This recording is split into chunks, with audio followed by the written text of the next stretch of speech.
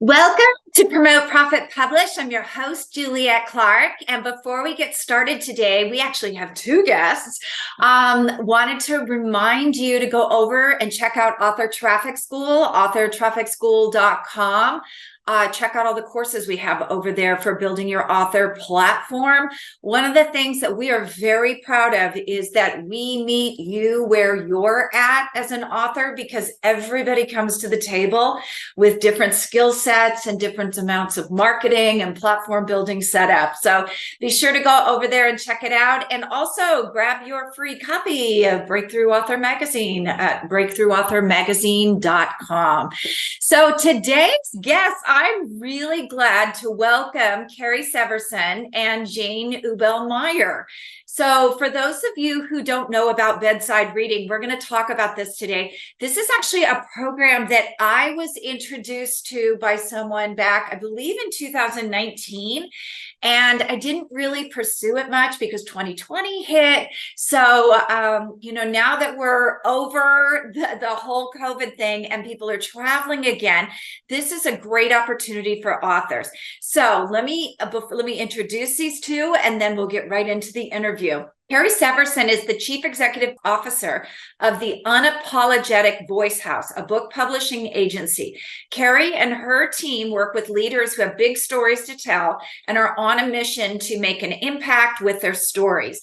She's also the author of Unapologetically Enough, a mental health book that looks at how we can move through burnout and disappointment and still see enough to love ourselves. I love that. She has been a professional storyteller for 30 years. She's a trailblazer who's always uncovering new untapped wells for authors to share their stories with the world. Jane Ubell-Meyer is the founder of Bedside Reading, and that's trademarked, the world's leader in placing and promoting at books and authors in 5-star luxury hotels, the Hamptons and media. This year, Jane celebrates 22 years of placing books in the Hamptons through her company, Buzzbags and Madison and Holland. In 2020, when COVID hit the travel industry, Jane published Bedside Reading magazine, which was distributed throughout the hotels in the Hamptons, with subsequent issues distributed by Publishers Weekly and the Hollywood Weekly nationwide.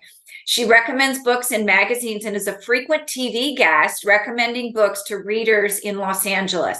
Jane is a powerhouse and former TV film producer. Her credits include Good Morning America, Entertainment Tonight, and the Wall Street Journal TV.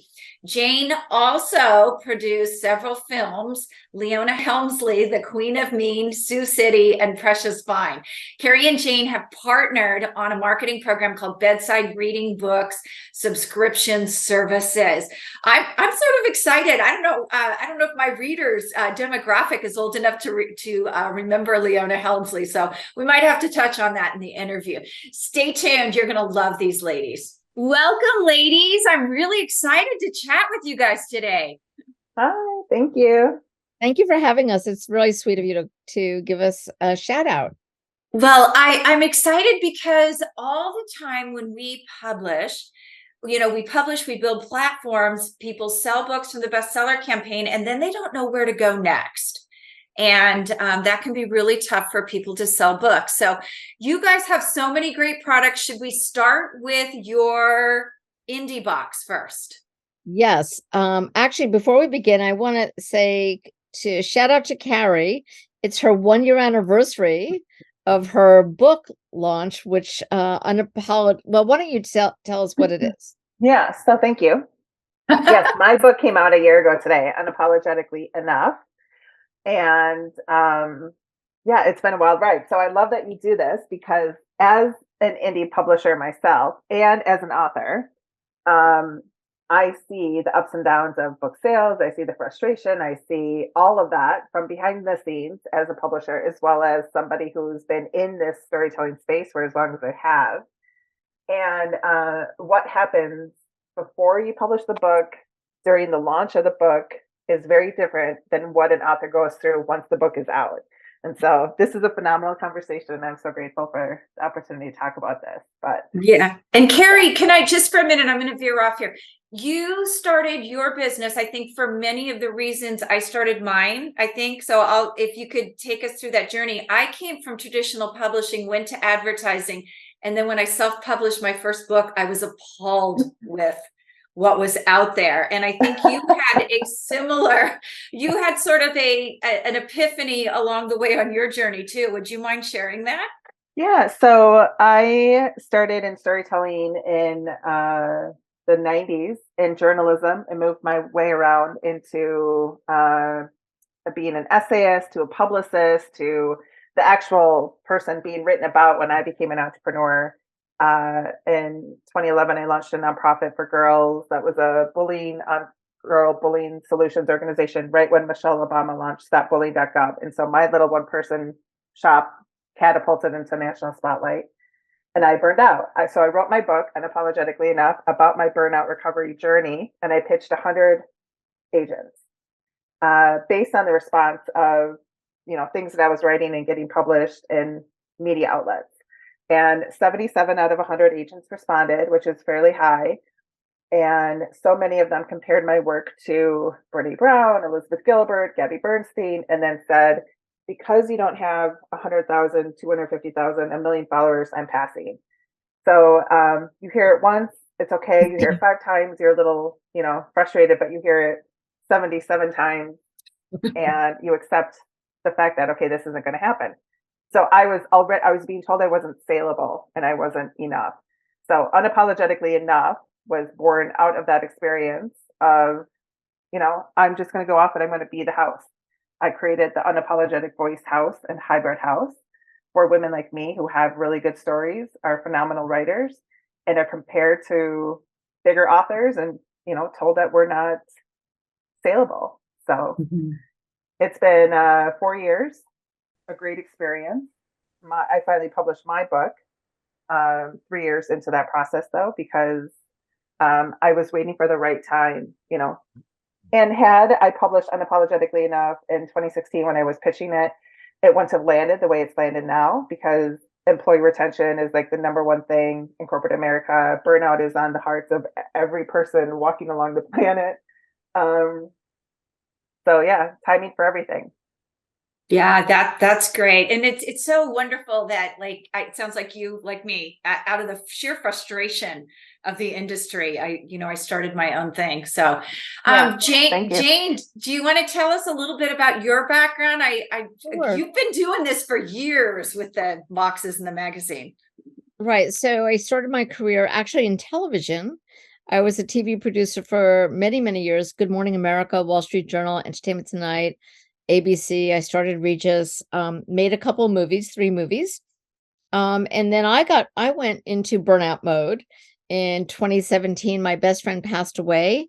And at the time I had a business called Madison and Mulholland, and we were the top celebrity gifting company really in the country. And after Noreen died, I went, I'm done. I can't do one more step. I literally, had this burnout moment, and I stopped. And at night I would pray to Noreen, and I would say to Noreen, I'd be angry at her for leaving. And I would say, Noreen, why aren't you talking to me in my dreams? Like, what's up with that? And then one morning I woke up and I had this dream, and we were at this big long oak table, and she was at the head of the table, and she clasped my fingers like this, intertwined her fingers. And I said, Noreen, how come I feel your fingers? You're dead. And she said, this is my dream, you need to feel that I'm around you all the time. And I said, wow.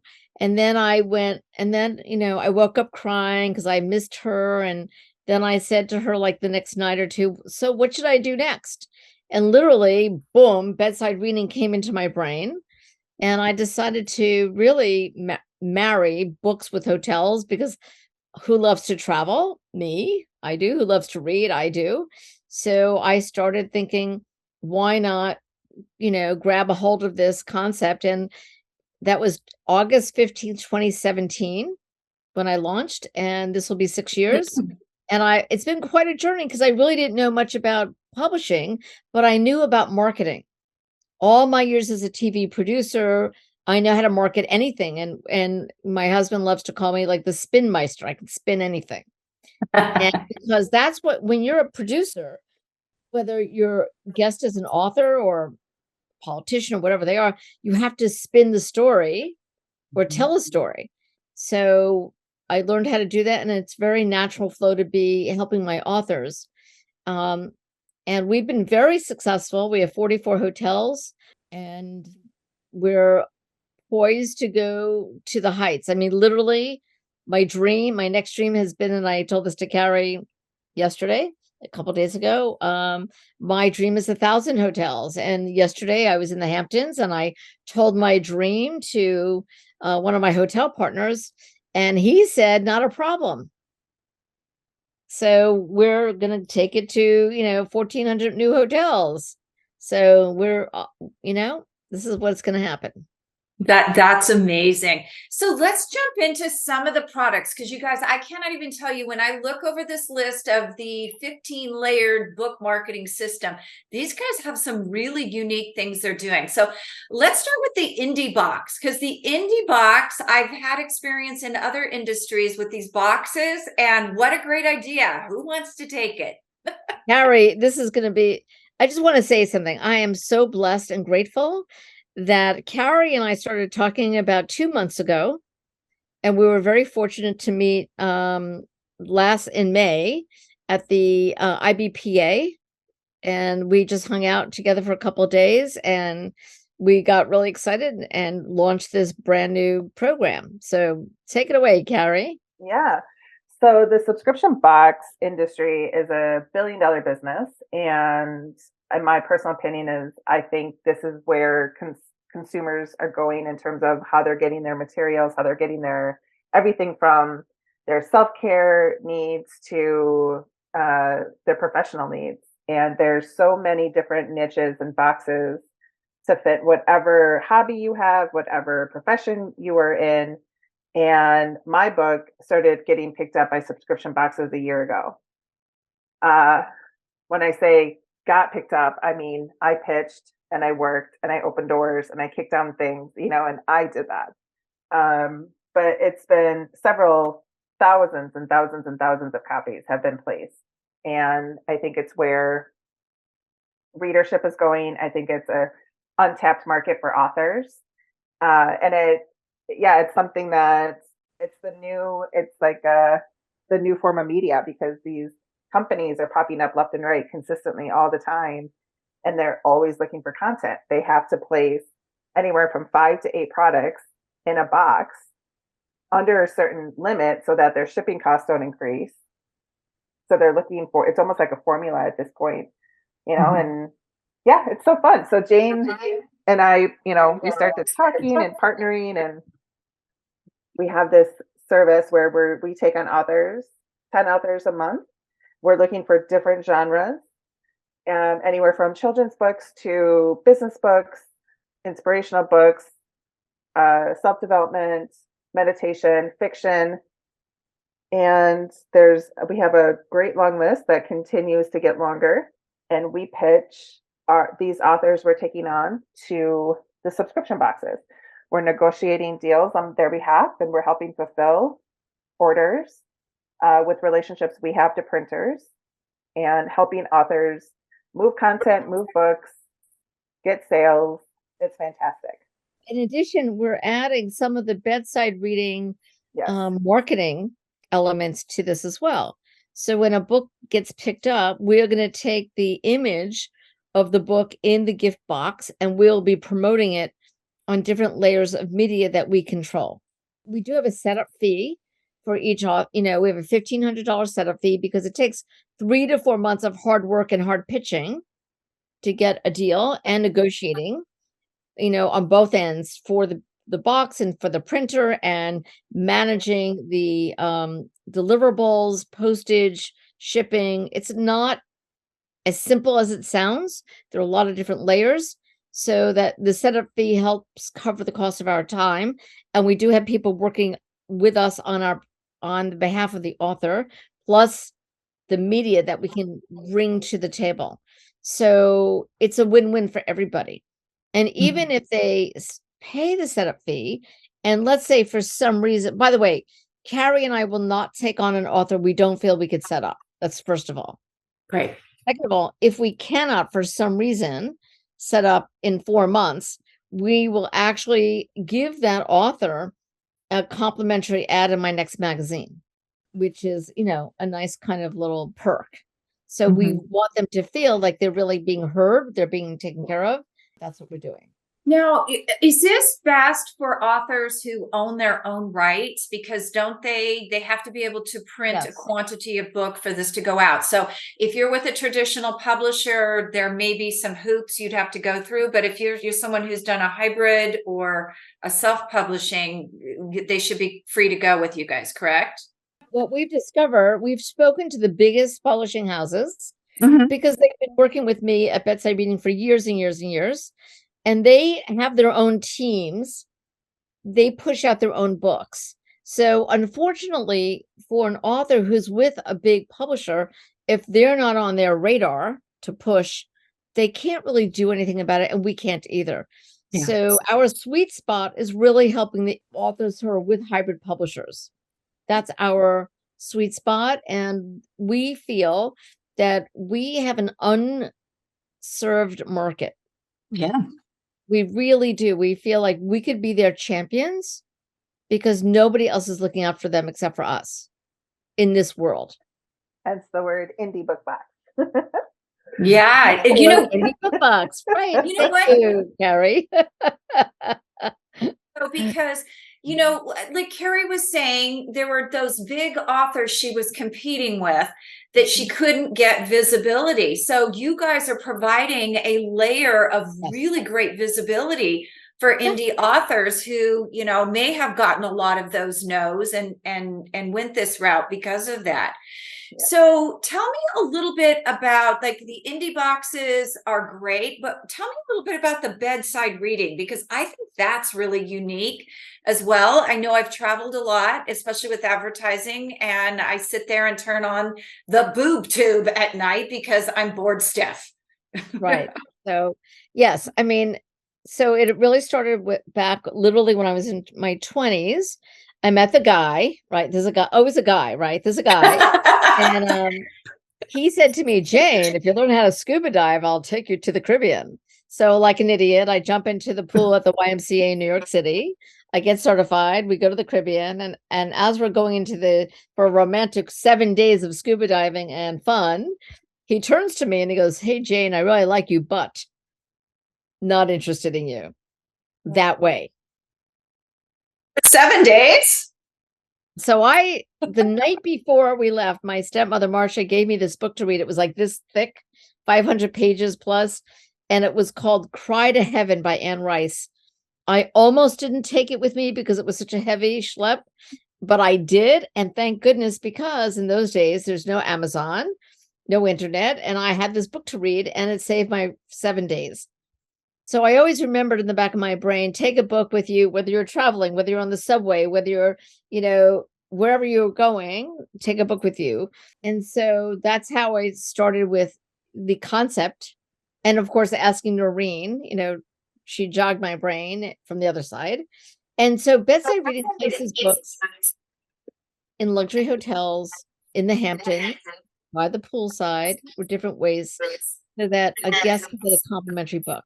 Very nice. So what are the ideal types of books for that situation? Do people like more fiction, or, if they're on a trip, do they want to look at personal development? Think about this. Everyone's eclectic.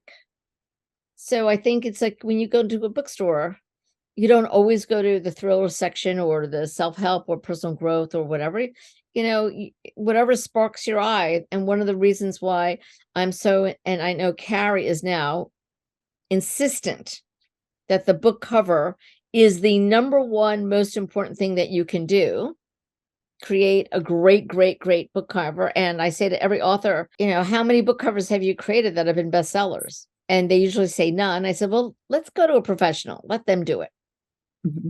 So we take every kind of book except religious, political, and we won't place 50 Shades of Grey in a hotel because Gotta be sensitive.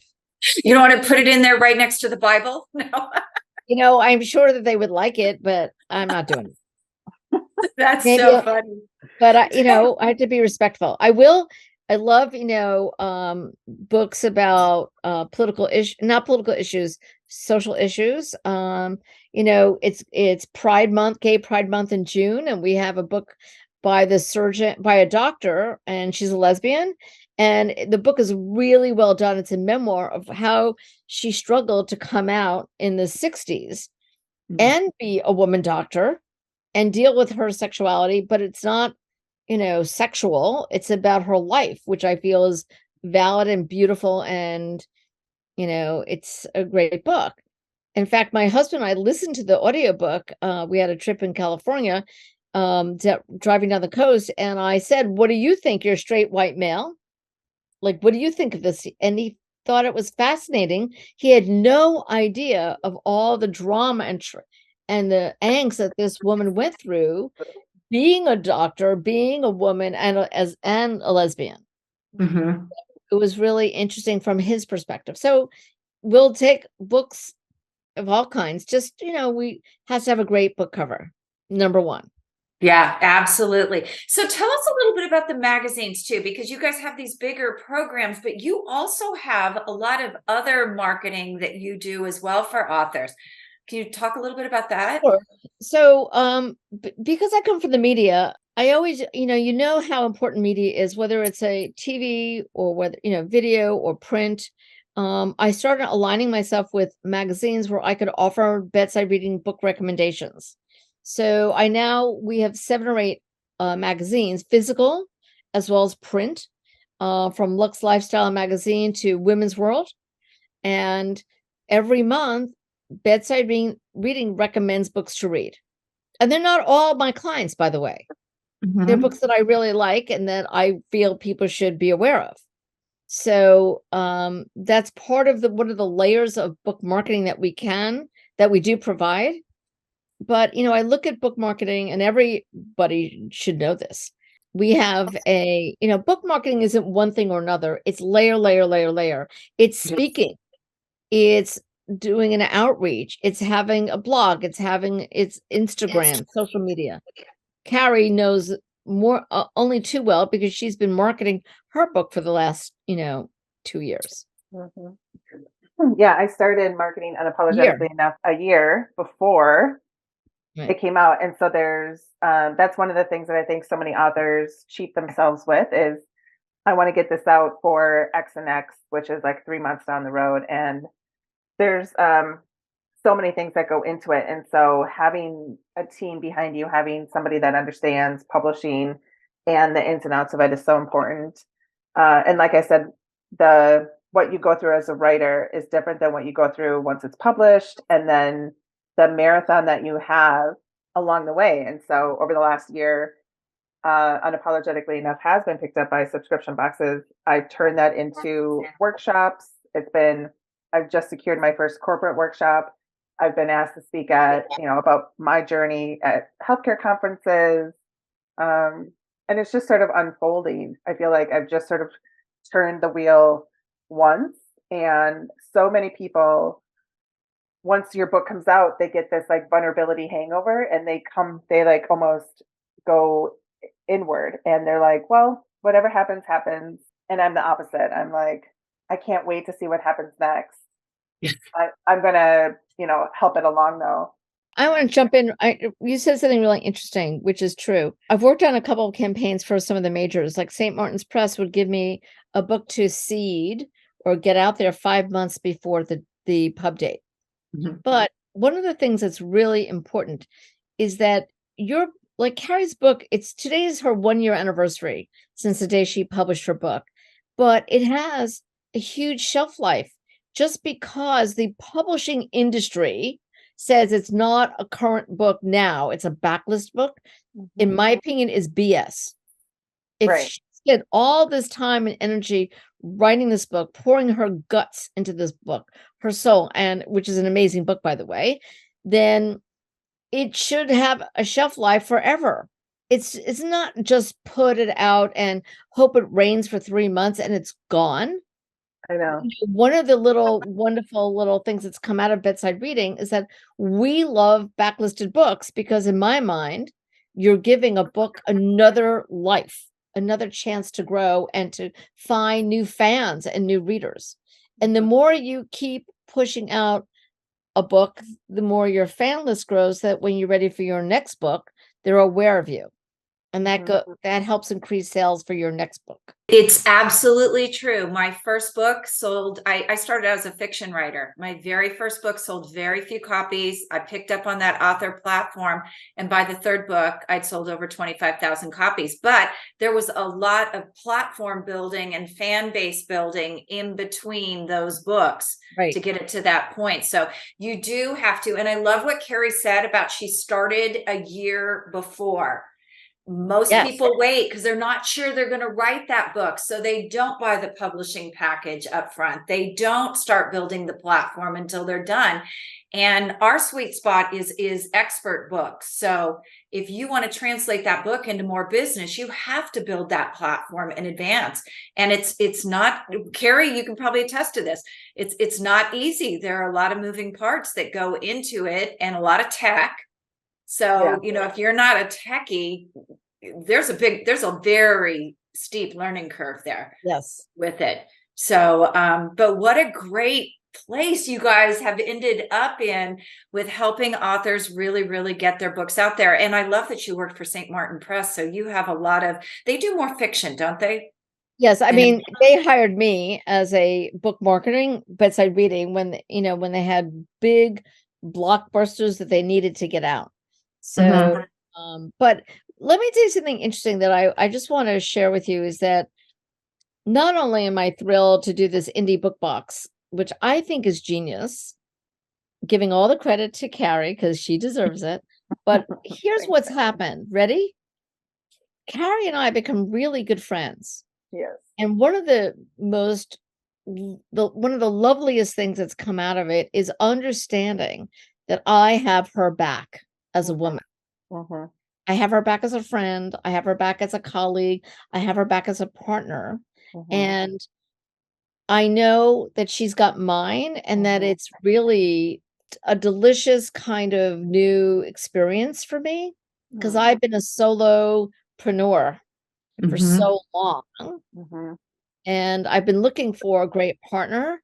And the partners that I've had, in some cases just kind of hasn't worked out well. Some of them have, some of them haven't, but this to me is feeling so safe. Yeah, it's fun. I love it. Really, really nice. Carrie, are you a member of the Dames? Yes. Yeah, that's what I thought. So am I. Good.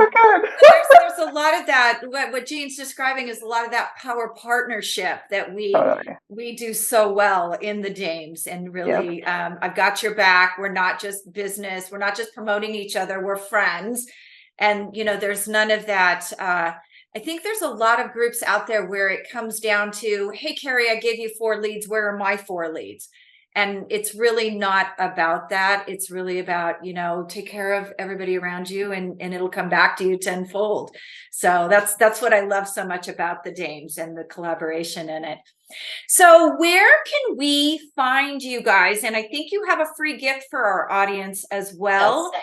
And before I let you do that, I want to tell you guys, look down in the show notes. I have Carrie's book there. And somebody actually came to me when I met Carrie, 2-3 weeks ago. Somebody had just come to me and said, I want my cover to be like Carrie's. And I was like, wait, why am I meeting her? It was just literally a day or two before. But also, I'm going to put the Bedside Reading 15-layered book marketing system down below so you guys can go check it out because they really do have some of the most unique marketing out there and you want to stand out.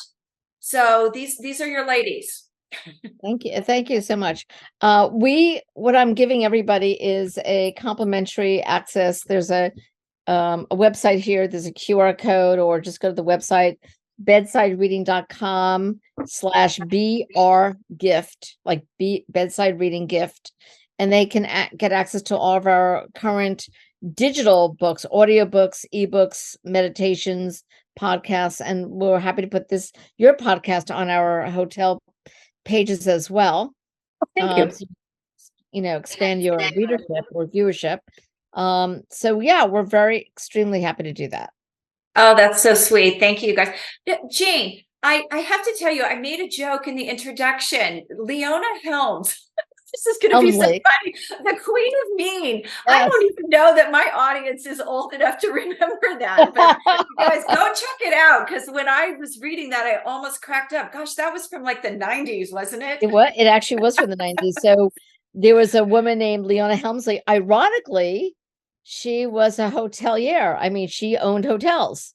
So weirdly enough, I'm in that business now. Yeah, she was a total Queen of Mean, and she went to jail. Everyone despised her, and I was very fortunate enough to find somebody who had the rights to the book. He called me and he said to me, "Oh, I want to give a lesson to everybody. Ready? Here's a lesson. Return every phone call, return every email, because you cannot read the mind of somebody calling you." So I met this guy at a party. He was calling me, and I thought he wanted a date. He was not my type, but I got to call him back anyway. When I called him back, he goes, "Oh, I have the rights to Leona Helmsley, The Queen of Mean, the book. Do you want to make it a movie?" And I did make it into a movie. So I called him back and I made a movie deal. We also have a service where we connect authors to a Hollywood producer. And we have 3 projects in development right now. So, and they were our clients, our books are 3 projects. So yeah, we do lots of different things. So yeah. I don't know why that popped in my head. And didn't she leave all of her money to her dogs or something? She left like $11 million or something, whatever. I can't remember what it was. Yes, That's some darn good dog food. Yeah, seriously. Well, thank you, ladies. I really appreciate you having you on here today. Thank you so much. Okay. It's lovely to see you.